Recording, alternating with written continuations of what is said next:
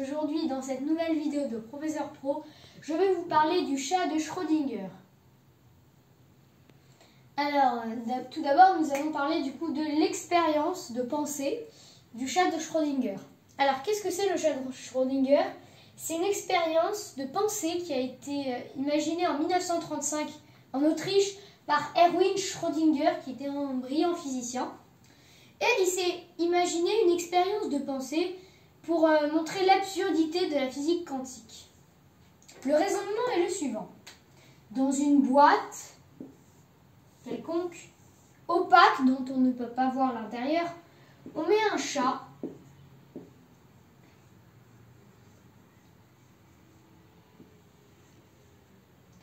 et dans la boîte, il y a deux boîtes. Encore plus petit, il y a une boîte rouge et une boîte verte.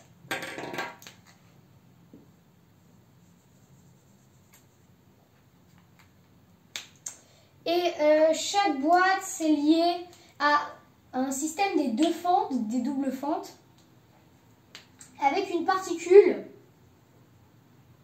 Il y a comme le système des doubles fentes.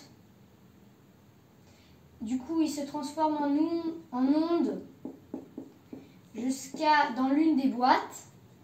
Et quand on va ouvrir la boîte, eh ben, on va détecter la particule et elle va se trouver soit dans la boîte rouge, soit dans la boîte verte. Si elle se trouve dans la boîte verte, rien ne se passe.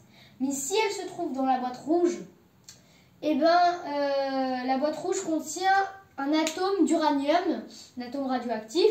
Et cet atome radioactif, du coup, va faire actionner un compteur Geiger. C'est un compteur qui indique le taux de radioactivité.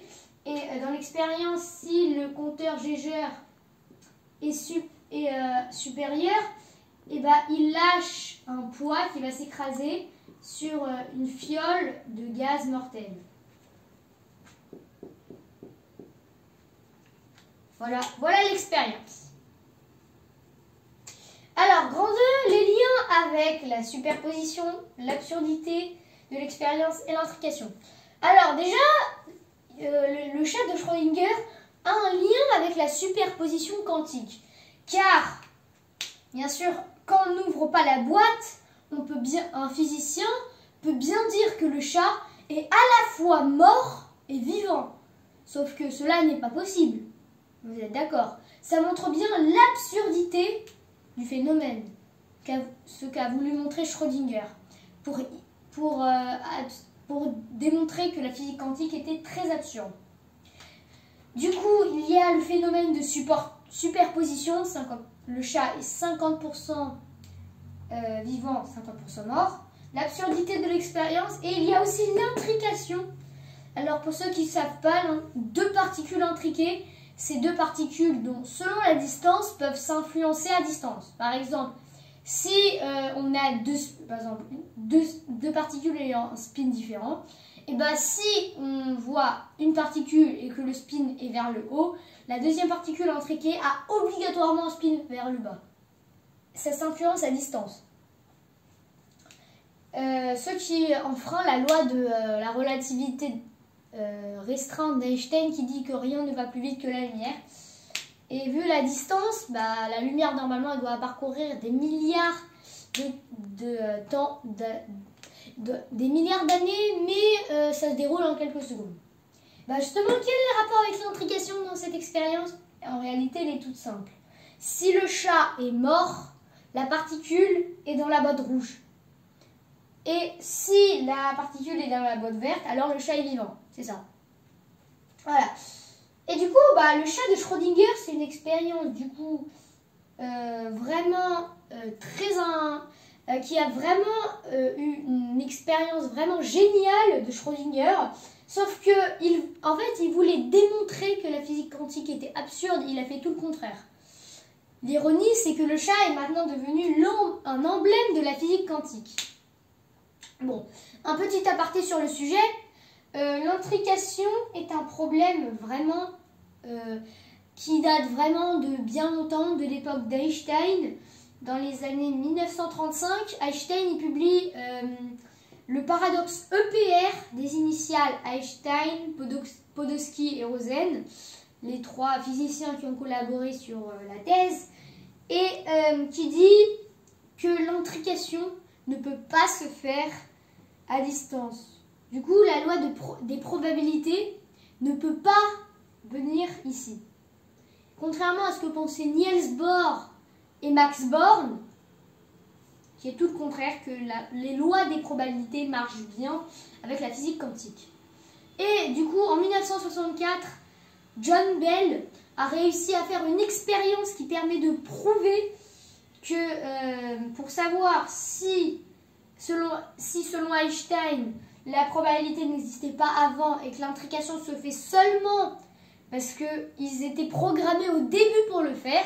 Par exemple, quand on prend un gant, une paire de gants, on lance un gant en Antarctique et un gant vers ici, et j'ouvre la boîte et je vois un gant gauche, un gant d'une main gauche. Et ben je sais qu'en Antarctique, ce sera le gant de la main droite. C'est sûr.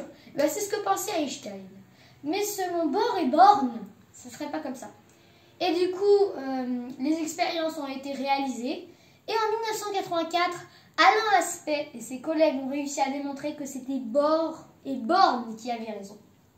Ainsi, l'intrication était bien un phénomène de physique quantique et ne serait pas des variables cachées. Un phénomène des variables cachées qui dit que tout était prédit à l'avance. Voilà. Un petit aparté encore sur cette vidéo. Si vous l'avez déjà remarqué, j'ai fait 4 figures en origami.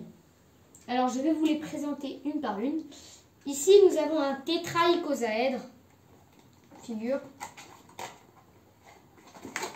Ici nous avons un flexaèdre, c'est une figure cubique qui peut se transformer en fleur. Ou alors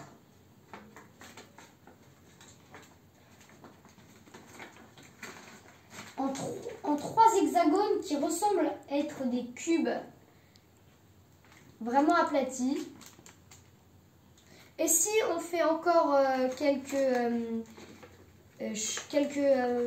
choses, et ben on peut encore les transformer en dodécaèdres rhombiques. Sauf que pour l'instant, c'est pas le but du sujet. Je pourrais vous en parler dans une prochaine vidéo si cela vous intéresse. Et enfin, les 2 choses dont j'y tiens le plus. Alors, 2 solides.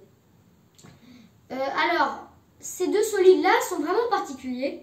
Car vous avez sûrement déjà entendu parler des solides de Platon.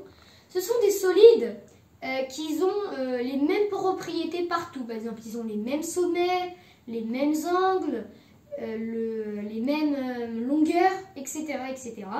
Sauf que dans la définition des solides de Platon, on ne peut pas avoir des faces qui se croisent ou des sommets qui se croisent. Car si on exclut cette règle, alors nous aurons 4 nouveaux solides qu'on appelle les solides de Hercule Poinçot, dont ces 2 figures en font partie.